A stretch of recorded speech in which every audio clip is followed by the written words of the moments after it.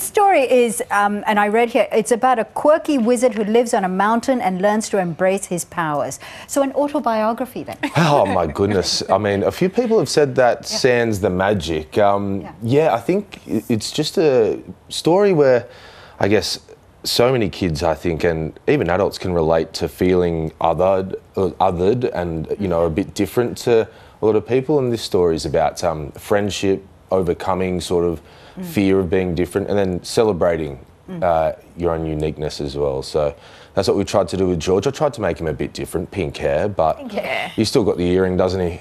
I'm not fooling anyone. Is George you? He's who I wish I was. Okay. He's way cooler, I think. Guy. He's flying around on a cloud. He's got a sweet gap tooth. I think he's awesome. He does. But that theme of, you know, showing people who you really are. Yeah. For you, is that something that you have mastered, or is that a lifelong? Always working on it, I think. I was much worse at it when I was younger. I think it comes with sort of being comfortable in yourself, don't you? Like, you know, once you, like, as you get older, you kind of start caring a bit less as well, sort of what other people that aren't important to you think, and you only care about the really important people around you, what they think about you.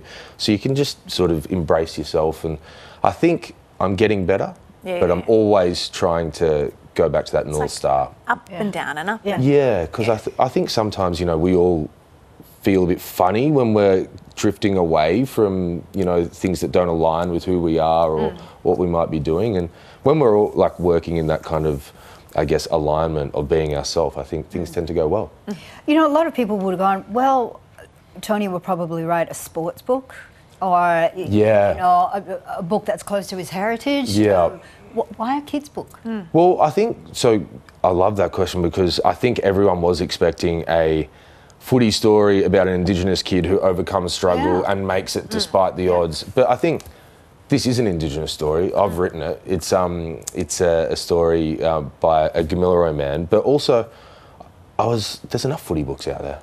I wanted to do something different, you know?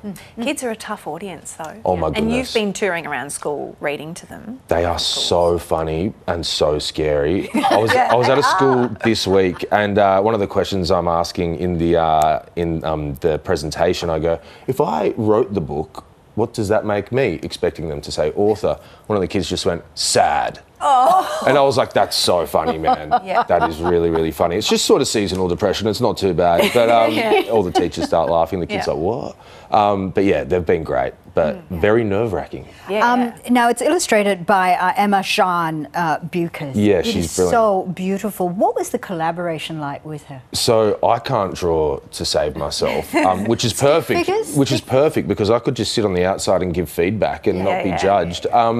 But yeah, basically I just gave her a brief where I just said, I want this to be as bombastic and sort of loud and Technicolor as possible.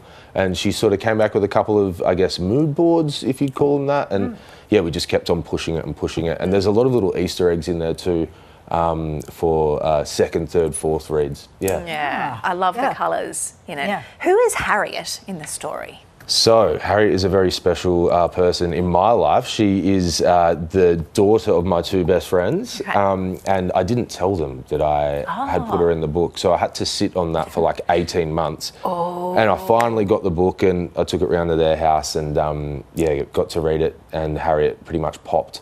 And I didn't realise that she might get dressed up as in Book Week next year. I didn't even herself, perhaps. I didn't even consider that. So I was like, that's a good day to wag. Well,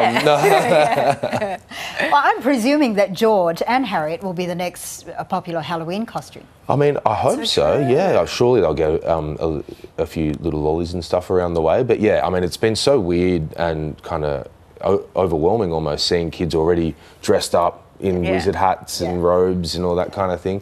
Very, very pinch yourself type stuff. So can we expect George the Wizard Part 2? Yeah, well, there's a few little Easter eggs in there that might hint towards what the next story is. We've already started working on that, and hopefully, all things being well, that'll come out mid next year. Writing kids' books is challenging, though, because you've got to be succinct. Yeah, exactly. And I blab. And yeah, I think my first draft was maybe 800 words. And we had to get it down to 500. So, yeah, I guess word economy, making sure that you're still telling a really good story. It's got good bones, but doesn't feel rushed. Yeah. And yeah, I mean, I'm no star at writing, but there are some brilliant storytellers out there. Yeah.